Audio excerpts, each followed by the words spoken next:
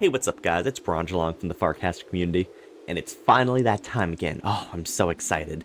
The next global event will finally be coming out just days after the release of this video. Are you ready? No?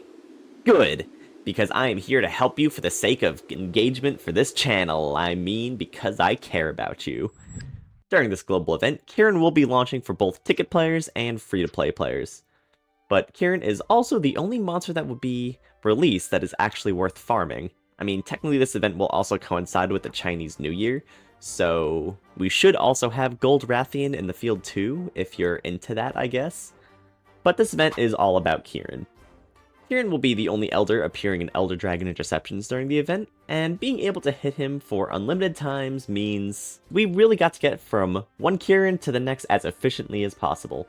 And because it's currently winter, and there really isn't anything that's worth hunting in the field, I hate to say it, but this feels almost exclusively like a driving event. If you are in one place that isn't freezing, I'd say at least go biking rather than walking if you can help it, to really get from one point to another, but don't overdo it in the cold. And bring hand warmers and anything that could fight the cold if you do plan on going out on foot.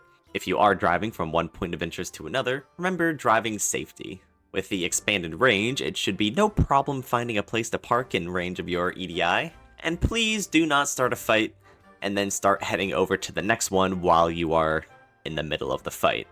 If you go AFK during the fight, I will find you. Remember to plan your routes, find a good place with plenty of points of interest spread out so that you can easily get from one to the next. And don't forget to take breaks if you start to feel burned out. You can even just go to a coffee shop and get a drink and a snack. Don't forget to actually eat dinner as well. Either bring something with you to eat, or take a break and go and get food. Don't feel the need to play 12 hours straight though. The best part about global events are the head starts that it gives you on Elder Weapon farming, but that doesn't mean you absolutely have to finish the weapon or the armor the same weekend that you get it. Even just getting 50 kills in one weekend is still about 2 to 3 weeks worth of farming without ever spending any tickets. And remember that starting Thursday, start saving all of your free meds so that Saturday, when the event starts, you will have 10 meds and 5 ready to collect. And of course, the fun only goes as long as your potions will last, and unless you plan on getting the bargain potion bundles, that can mean only 15 potions on day 1 and 5 on day 2. But if you know the movesets of Kirin going in, that may help you in the long run, which brings us to our next topic. Alright, so now let's get into a few attacks we can expect from Kirin. Since Niantic is porting Kirin from World, many of the attacks will be the same, with some tweaks. So let's take a look at a few of the attacks and the patterns, and what we can expect. But since we're getting into World, let's get into a little fun fact. Kirin is the first and only Elder Dragon that you fight in low rank quests, and you only unlock the fight by doing a chain of side quests that involve capturing monsters, and when it finishes with a Kirin, who can't be captured due to being an Elder Dragon. So, in a way, this makes Kirin a Elder Dragon tutorial monster, but don't let that fool you because it is no pushover and will likely rock your socks.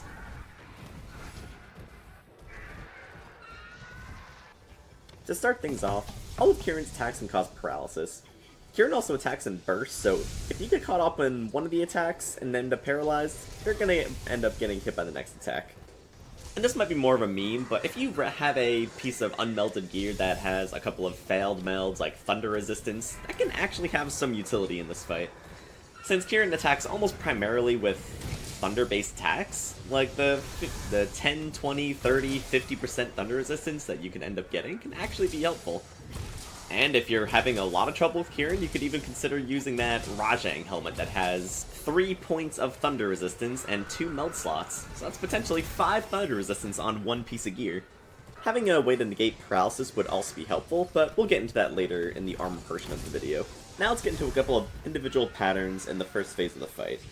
Kirin will likely start off with a couple of individual little lightning strikes that go around the arena, and then there's the one big concentrated lightning strike directly in front of it. And then there's the long string lightning attacks that will attack in straight lines.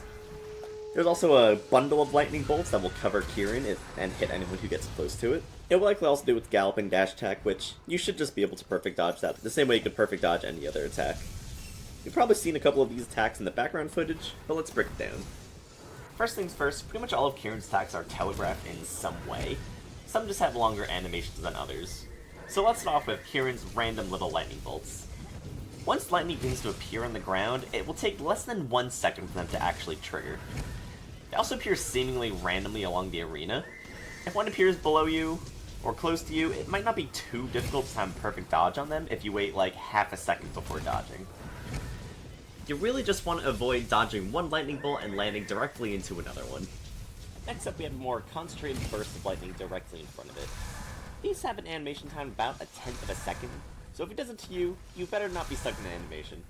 If you see this appear on you, be ready to perfect dodge with a fraction of a second. Next up we have Kirin's horizontal lightning beams. There will usually be 1 or 2 beams across the battlefield, and then Kirin will usually follow up with another attack, like the concentrated lightning bolts.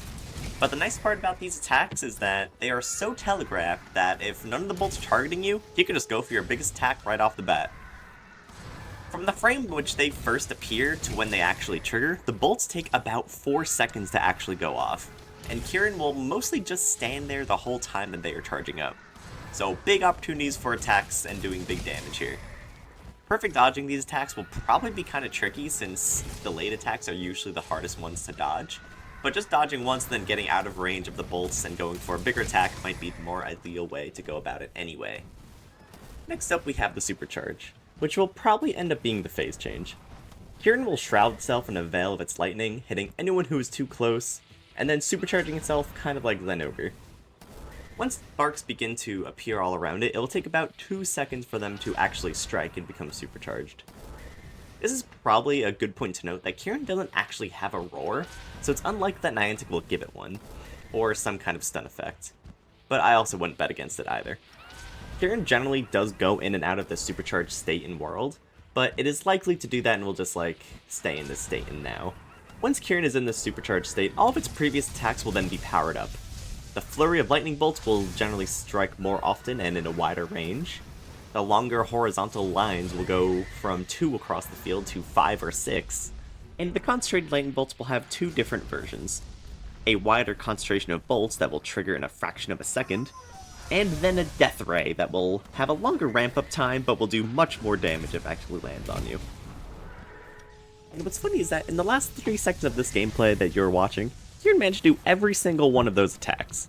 So it goes to show that you should be ready for pretty much anything when Kirin goes supercharged. And with that, I think that does it for the world gameplay portion. So let's wrap this video up with the gear we can expect from Kirin, including some leaks that were provided by Ray in the MHNow Discord. Now, we know the Kirin armor will improve thunder damage while also resisting paralysis. We don't know how many pieces we'll need to actually completely resist paralysis, but it can be very helpful to have the gear equipped for Kirin since getting paralyzed during the fight is basically a death sentence. We also know that Kirin has 9 weapons, 7 of them being available in the game, being Greatsword, Sword and Shield, Dual Blades, Lance, Switch Axe, Light Bowgun, Heavy Bowgun, and eventually Insect Glaive and Hunting Horn.